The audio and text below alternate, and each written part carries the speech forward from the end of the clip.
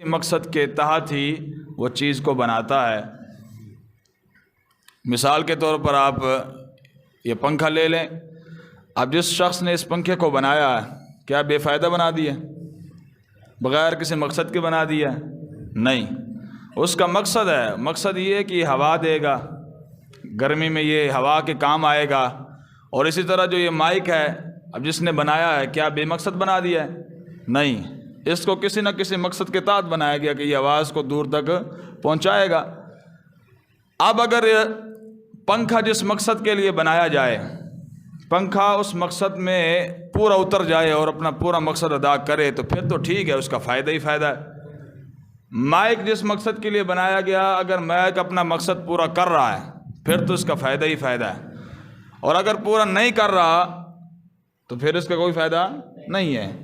یہ ایک عام بندہ جو کوئی چیز بناتا ہے تو بغیر مقصد کے نہیں بناتا، تو اللہ رب العزت نے کیا پوری کائنات بغیر مقصد کے بنا دی؟ بغیر مقصد کے، بغیر فائدے کے بنا دی؟ نہیں نہیں نہیں، ایسا نہیں ہو سکتا۔ بڑی سی بڑی چیز ہی کیوں نہ ہو، چھوٹی سی چھوٹی چیز ہی کیوں نہ ہو، اللہ رب العزت نے ہر چیز کو بنایا تو کسی نہ کسی مقصد کے تحت بنایا۔ اس لیے تو اللہ رب العزت فرماتا ہے کہ جب انسان اللہ رب العزت کے نظام کائنات پر غور کرتا ہے تو وہ اس بات کو برملا کہتا ہے، ربنا ما خلقت ھذا باطلا، اے مالک کائنات، جو تو نے جتنی بڑی کائنات بنائی ہے، اس کائنات کے اندر کسی چیز کو بھی بے فائدہ نہیں پیدا کیا، ہر چیز کو کسی نہ کسی مقصد کے تحت بنایا گیا۔ تو آپ اور مجھے، انسانوں کو کس مقصد کے تحت بنایا گیا؟ اللہ رب العزت نے کسی مفسر پر نہیں چھوڑا کہ بھئی بعد میں آگے کوئی تفسیر کرے گا، کوئی محدث، کوئی مولانا، کوئی علامہ آ کر جناب اس کو بیان کرے گا۔ انسان کی زندگی کا مقصد کیا ہے خود ہی بیان کیا، فرمایا وما خلقت الجن والانس الا لیعبدون، فرمایا کہ میں نے جنوں اور انسانوں کو صرف اور صرف اپنی عبادت کے لیے پیدا کیا۔ یعنی مقصد حیات، انسان کی زندگی کا مقصد اللہ رب العزت نے بیان کیا کہ صرف اور صرف عبادت ہے، اللہ کی بندگی کرنا ہے، اللہ کے حضور اپنا سر کو جھکا دینا ہے۔ فرمایا کہ اگر انسان اس مقصد کو پورا کر رہا ہے تو وہ واقعی انسان کہلانے کا حقدار ہے، اور اگر اس مقصد کو پورا نہیں کر رہا تو پھر حضور قرآن کے اندر 9ویں سپارے کے اندر غالباً اللہ رب العزت نے ارشاد فرمایا کہ بعض لوگ ایسے ہوتے ہیں کہ ان کے پاس دل تو ہوتے ہیں لیکن دلوں سے وہ سمجھتے نہیں ہیں، ان کے پاس کان ہوتے ہیں لیکن کانوں سے سنتے نہیں ہیں، ان کے پاس آنکھیں ہوتی ہیں وہ آنکھوں سے دیکھتے نہیں ہیں۔ فرمایا اولئک کالانعام، فرمایا کہ یہ جو ایسے لوگ ہیں جن کے پاس دل ہیں، دلوں سے باتوں کو سمجھتے نہیں ہیں، آنکھیں ہیں، آنکھوں سے حق چیز کو دیکھتے نہیں ہیں، کان ہیں، کانوں سے حق بات کو سنتے نہیں ہیں، فرمایا پھر یہ انسان نہیں رہتے۔ اولئک کالانعام، یہ تو ڈنگر ہیں، چوپائے ہیں، جانور ہیں، یہ تو اولئک کالانعام بل ہم اضل، قرآن سنا رہا ہوں، اللہ فرماتا ہے یہ چوپائے ہیں اور چوپایوں سے بھی بدتر ہیں یہ لوگ۔ کیوں؟ انسان کی زندگی کا مقصد تو اور ہے نا، اللہ کی عبادت کرے، اللہ کے حضور سر جھکائے۔ اب جو انسان اللہ کی عبادت نہیں کر رہا، یہ جو آنکھیں اللہ رب العزت نے بنائی اس مقصد کے لیے بنائی کہ اس آنکھوں کے ذریعے حق کا راستہ دیکھا جائے، حق کا راستہ تلاش کیا جائے۔ یہ کان اس لیے بنایا اللہ رب العزت نے کہ اس کانوں سے اللہ اس کے رسول کی باتوں کو سنا جائے۔ اب جو شخص کان یوں اس لیے استعمال کر رہا ہے کہ بھائی دیکھوں کہاں استغفر اللہ، اللہ اس کے رسول کے خلاف بات ہو رہی ہے تو جناب وہاں جا کر کان لگا دیے جائے، جناب اللہ اس کے رسول کے خلاف بات ہو رہی ہے، تو یہ کان اس لیے بنائے گئے۔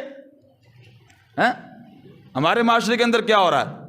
اللہ اس کے رسول کی بات ہو رہی ہو تو جناب لوگ گھڑیوں کی طرف دیکھتے ہیں، جی ٹائم زیادہ ہو گیا، جی ٹائم زیادہ ہو گیا۔ ہاں، کہیں جناب بیٹھے ہوں چار اکٹھے ہو کر اور دین کے خلاف بات ہو رہی ہو، اللہ اس کے رسول کے خلاف بات ہو رہی ہے تو سارے کان لگا کر بیٹھے، ہاں جی جی مولوی صاحب تیویں لگے رہتے ہیں، مولویوں نے کی پتہ ہے، دیندار تیویں اندر نہیں ہے، سانو سارا پتہ ہے۔ تو فرمائے ایسے جو لوگ ہیں، ایسے جو لوگ ہیں جو دلوں سے سمجھتے نہیں ہیں، کانوں سے سنتے نہیں ہیں، آنکھوں سے حق بات کو دیکھتے نہیں ہیں، فرمایا یہ انسان نہیں رہتے، پھر اولئک کالانعام، یہ چوپائے ہیں، جانور ہیں۔ فرمایا بل ہم اضل، جانوروں سے بھی بدتر ہیں یہ لوگ، اللہ فرما رہا قرآن۔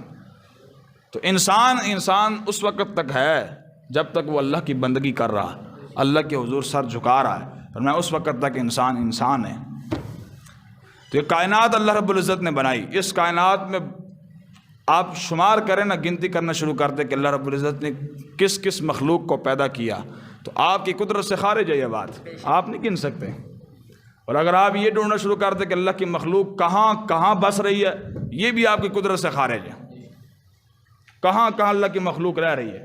تو اللہ رب العزت نے جتنی مخلوقات کو پیدا کیا، ان تمام مخلوقات میں سے چرند بھی اللہ کی مخلوق ہے، شجر درخت بھی اللہ کی مخلوق ہیں، کیڑے مکوڑے بھی اللہ کی مخلوق ہیں، آسمان بھی اللہ کا پیدا کیا ہوا ہے، زمین بھی اللہ نے پیدا کی ہے۔ اسی طرح جتنے بھی کائنات کے اندر آپ کو چیزیں نظر آتی ہیں، سب کو کس نے پیدا کیا ہے؟ اللہ رب العزت نے۔ آپ اور مجھے بھی کس نے پیدا کیا؟ کھوتے کو کس نے پیدا کیا؟ اللہ نے۔ کتے کو کس نے پیدا کیا؟ اللہ نے پیدا کیا۔ یہ سب اللہ کی تخلیق ہے، اللہ کی مخلوق ہے۔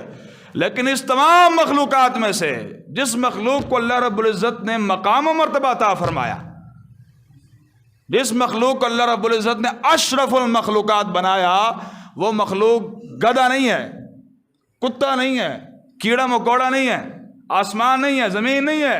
ان تمام مخلوقات میں سے جس کو اللہ رب العزت نے شرف اور مقام و مرتبہ عطا فرمایا، وہ آپ اور میں ہیں۔ حضرت انسان ہے۔ انسان کو اللہ رب العزت نے باقی تمام مخلوقات پر فوقیت عطا فرمائی۔ سب سے افضل مخلوق اللہ رب العزت کی کون سی ہے؟ حضرت انسان۔ بات سمجھ آ رہی ہے کہ نہیں آ رہی؟ تو سب سے افضل مخلوق کون سی ہوئی؟ حضرت انسان۔ پھر حضرت انسان جو ہے یہ بھی آگے جا کر دو قسموں میں بڑھ جاتے ہیں۔ ایک وہ انسان کہ جو دنیا میں جس مقصد کے لیے آیا، جو میں نے بیان کر دیا، عبادت کے لیے آیا، اپنے مقصد حیات کو سمجھا، اس نے مقصد حیات کو سمجھ کر اللہ رب العزت کی وحدانیت کا اقرار کیا، رسول اللہ صلی اللہ علیہ وسلم کی رسالت کا بھی اقرار کیا، قرآن کو قرآن مانا، وہ انسان حضرت انسان جو ہوتا ہے وہ مسلمان کہلواتا ہے۔ کیا کہلواتا ہے؟ یعنی اس نے تسلیم کر لیا، اس نے سر جھکا لیا، وہ اللہ کو اللہ مان رہا ہے، رسول اللہ کو رسول اللہ اپنا رسول مان رہا ہے، قرآن کو قرآن مان رہا ہے، اور اللہ کی کتابوں پر ایمان رکھ رہا ہے، فرشتوں پر ایمان رکھ رہا ہے، رسول و انبیاء پر ایمان رکھے ہوئے ہے۔ تو فرمایا کہ وہ شخص کیا ہے؟ مسلمان ہے وہ بھی انسان، وہ بھی انسان۔ اسی طرح انسان کی دوسری قسم بن جاتی ہے وہ لوگ جنہوں نے اپنے مقصد حیات کو نہ سمجھا، مقصد حیات کو نہ سمجھا، اللہ کی وحدانیت کا اقرار نہ کیا، رسول اللہ صلی اللہ علیہ وسلم کی رسالت کا اقرار نہ کیا، قرآن کو قرآن نہ مانا، وہ بھی ہے انسان ہی، لیکن وہ انسان کی دوسری قسم میں چلے جاتے ہیں، وہ ہے کافر، کفار ان کو کہا جاتا ہے۔ ایک ہو گئے مسلمان، ایک ہو گئے کفار، ہے دونوں ہی انسان ہیں۔ یہ نہیں ہے کہ کافر جناب وہ ڈنگر ہوتے ہیں، جانور ہوتے ہیں، نہیں، وہ بھی انسان ہی ہیں۔ مسلمان بھی انسان ہے، وہ بھی انسان ہے۔ اب غور کرنے کا مقام کیا ہے؟ آپ قرآن اٹھا کر دیکھیں، احادیث نبویہ کا ذخیرہ اٹھا کر دیکھیں، پورے قرآن میں، پورے احادیث نبویہ کے اندر عزت اللہ رب العزت نے کافر کے لیے نہ دنیا میں رکھی ہے، نہ قبر میں ہے، نہ کل حشر میں ہے۔ پورا قرآن اٹھائیں، الحمد سے لے کے والناس تک، آخر تک، عزت کافر کے لیے نہیں ہے، نہ دنیا میں ہے، نہ قبر میں ہے، نہ کل حشر میں ہے۔ ہاں، آپ قرآن اٹھا کر دیکھیں، اللہ قرآن میں فرماتا ہے وَلِلَّهِ الْعِزَّةُ وَلِرَسُولِهِ وَلِلْمُؤْمِنِينَ، عزت اللہ کے لیے ہے، اللہ کے رسول کے لیے اور مومنین کے لیے ہے۔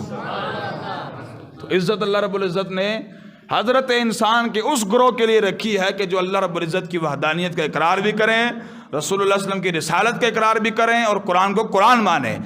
جو مسلمان کہلواتے ہیں وہ انسان جو ہیں وہ دنیا میں بھی عزت دار ہیں، قبر میں بھی عزت دار ہوں گے، کل حشر میں بھی عزت دار ہوں گے۔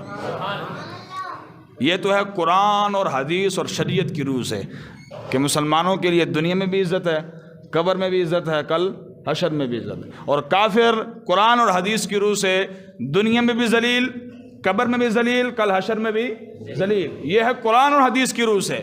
لیکن اب آپ کہہ سکتے ہیں جی علامہ صاحب آپ نے یہ بات تو صحیح کر دی ہے کہ جناب مسلمان کو عزت دار ہونا چاہیے، لیکن ہم دیکھتے ہیں اپنے معاشرے کے اندر، اپنے جناب ارد گرد کے ماحول کے اندر، تو جہاں بھی دیکھیں تو مسلمان ہی ذلیل ہیں، اور اس کے مقابلے میں جس کو ذلیل ہونا چاہیے تھا کافر، وہ آج عزت کی زندگی گزار رہا ہے، عیش و عشرت کی زندگی گزار رہا ہے۔ ایسا ہے کہ نہیں ہے؟ غلط بات تو نہیں کر رہا ہے نا میں؟ ایسا ہی ہے. اب دیکھنا کشمیر ہے، کشمیر کے اندر کون مار کھا رہا ہے؟ وہ کافر ہے، مسلمان ہے. اب مسلمانوں کے لیے تو اللہ نے عزت رکھی ہے، اللہ نے عزت دنیا میں بھی رکھی ہے، قبر میں بھی، کل حشر میں بھی. تو آج مار کیوں کھا رہے ہیں؟ برما کے اندر ہماری چیختی بچیوں کے جناب کباب بنا کر اگلوں نے کھائے، جسم کاٹ کاٹ کر. وہ کافر تھے کہ مسلمان تھے؟ بولو، مسلمان تھے. تو پھر معاملہ تو الٹ ہو گیا. اللہ فرماتا ہے کہ عزت مسلمانوں کے لیے ہے، تو یہاں حال کیا ہوا پڑا ہے؟ معاملہ الٹ ہوا پڑا ہے. کبھی سوچا اس کی وجہ کیا ہے؟ کیوں ہم مار کھا رہے ہیں اور کیوں ہم دنیا میں ذلیل ہیں؟ کافر دیکھیں نا، اکا دکا آپ نے کبھی سنا ہوگا جناب کافر نے مار کھائی ہے، ورنہ اکثر جب بھی سنتے ہیں جناب مسلمانوں پر ہی ظلم ہو رہا ہوتا ہے. یہ پچھلے دنوں ابھی فلسطین پر جو ظلم ہوا، وہ کون تھے؟ مسلمان تھے نا، کلمہ گو تھے، اللہ رب العزت کی وحدانیت کا اقرار کرنے والے تھے، رسول اللہ علیہ وسلم کی رسالت کا اقرار کرنے والے، قرآن کو قرآن ماننے والے تھے. تو پھر ذلیل کیوں ہوئے؟ مار کیوں کھائی؟ اب اس چیز کو سمجھنا ہے. یہ چیز ہمارے اندر ختم ہوتی چلی جا رہی ہے، جس کی وجہ سے آج ہم پوری دنیا پر ذلیل ہیں. سنیے بات، میرے دل کی تختیوں پر لکھیے گا. جملے چھوٹے ہیں لیکن اس میں معانی و مفہوم کا سمندر ہے. ہم نے اللہ کو مانا، ہم مسلمان ہیں نا، ہم نے اللہ کو مانا. دوسری جانب ہے کافر، انہوں نے صرف اللہ کو مانا ہی نہیں، بس بات ختم. ہم نے اللہ کو تو مانا، اللہ کی ایک بھی نہیں مانی. یہ ہے ذلت کی سبب. ہم نے اللہ کو تو مانا، اللہ کی ایک بھی نہیں مانی. رسول اللہ صلی اللہ علیہ وسلم کی رسالت کا اقرار کیا، اللہ کے رسول کو رسول مانا، لیکن اللہ کے رسول کی ایک بھی نہیں مانی. قرآن کو ہم نے مانا، قرآن کو جناب ہم نے بڑا عزت بھی دی قرآن کو، اور جناب سینے سے لگا کر اور بلند جگہ پر بھی رکھا، لیکن قرآن کے اندر غوطہ زنی کر کے جو موتی اور جواہرات تھے، جو احکامات تھے، اس پر عمل ہم نے نہ کیا. یہ ہے سبب مسلمانوں کی ذلت کا. دوسری جانب تو کافر ہیں، وہ تو سرے سے اللہ کو نہیں مانتے، سرے سے رسول اللہ کو نہیں مانتے، سرے سے قرآن کو نہیں مانتے. ہمارا جرم ڈبل ہے، ہم نے اللہ کو مانا، اللہ کی پھر نہیں مانی. رسول اللہ صلی اللہ علیہ وسلم کو مانا، رسول اللہ کی ایک بھی نہیں مانی. قرآن کو مانا، قرآن کی ایک بھی نہیں. تو پھر ہم کہیں کہ جناب ہم دنیا میں عزت پا جائیں، ایسا تو نہیں ہو سکتا. عزت تو دینی تھی اللہ نے، اللہ کے رسول نے، قرآن نے. اللہ سے بھی ہم نے منہ موڑ لیا، اللہ کے رسول سے بھی منہ موڑ لیا، قرآن کو بھی پس پش ڈال دیا. پھر عزت کہاں سے آئے گی؟ عزت کہاں سے آئے گی؟ چند ٹکے زیادہ کما لینے سے بندہ سمجھتا ہے کہ میں عزت دار ہوں، میرے پاس پیسہ زیادہ جناب، میں بہت بڑا عزت دار بندہ ہوں. یہ کہاں کی عزت ہے؟ کہاں کی عزت ہے یہ؟ تو فرمایا کہ جناب اللہ کو تو ہم نے مانا، اللہ کی ایک بھی نہیں مانی. رسول اللہ کو مانا، رسول اللہ کی ایک بھی نہیں مانی. اب دیکھیں نا، اللہ رب العزت نے بارہا جگہ پہ قرآن اٹھا کر دیکھیں، اللہ نے فرمایا نماز پڑھو، نماز پڑھو، نماز پڑھو. ان 10 تو سی مساجد کا سروے کر کے دیکھیں آپ کو کتنے نمازی نظر آتے ہیں نماز ٹائم. اور اس کے مقابلے میں اللہ رب العزت کے صلی اللہ علیہ وسلم، اللہ رب العزت کے حبیب صلی اللہ علیہ وسلم نے ارشاد فرمایا کہ جو بازار ہے وہ صحیح جگہ نہیں ہے، نماز میں ہوتے کم ہے، اور اس کے مقابلے میں آپ دیکھیں بازاروں میں روش لگا ہوا ہے. ایسا ہے کہ نہیں ہے؟ اب اللہ فرما رہا ہے کہ بھائی نماز کی طرف آؤ، نماز قائم کرو، نماز پڑھو، نماز پڑھو، نماز پڑھو. قرآن میں بارہا جگہ پر اللہ رب العزت نے فرمایا. اب کتنے ہیں؟ یہ پاکستان کی جو آبادی ہے مسلمانوں کی تقریباً 20-22 کروڑ تو ہے نا. اب کتنے ہیں 20-22 کروڑ میں سے جو سب تو اللہ کو مانتے ہیں نا؟ کوئی اللہ کا انکار تو نہیں نہ کرتا. اکا دکا جو کرسچن ہیں، جو عیسائی ہیں، وہ الگ ہیں، جو ادھر رہ رہے ہیں پاکستان کے. جو مسلمانوں کی بات کر رہا ہوں، اللہ کو کتنے ماننے والے ہیں جو اللہ کی مان کر، جب مؤذن کہتا ہے حی علی الصلاۃ، حی علی الفلاح، آؤ کامیابی کی طرف، آؤ نماز کی طرف. اب کتنے ہیں جو لوگ کاروباروں کو بند کر کے فوراً نماز کی طرف آ جاتے ہیں؟